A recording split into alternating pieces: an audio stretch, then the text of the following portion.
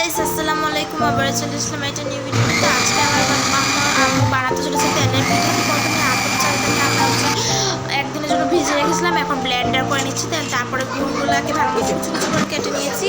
এখন চালের গুঁড়া যে ব্যাটার তৈরি করেছিলাম ওর মধ্যে একটু বেকিং পাউডার, একটু লবণ, একটা ডিম দিয়ে দিব। তারপর যে গুঁড়োগুলো মানে কুচু কুচু করে রেখেছিলাম ওইটা দিয়ে দিব। দেন একটু বেকিং সোডা মানে বেকিং পাউডার, পরিমাণ মতো চিনি, এগুলো দেওয়ার পর আমি আলাদা আরেকটা চিকেন ফ্রাইয়ের জন্য ব্যাটার তৈরি করছি। যারা যারা চিকেন ফ্রাইয়ের ভিডিওটা দেখেন তারা যে দেখে আসতে পারেন, আমার ভিডিওতে পোস্ট করা আছে।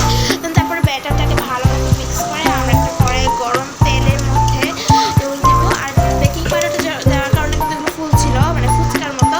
আর ফুচকা যেভাবে ভাজতে হবে কিন্তু আমরা এটা ভেজে নিব। এরকম করে কিন্তু আমরা এক এক করে এগুলো ভেজে নিব।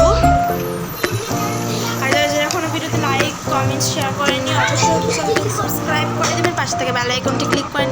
তো এই তো আমার হয়ে গিয়েছে তেলের পিঠা।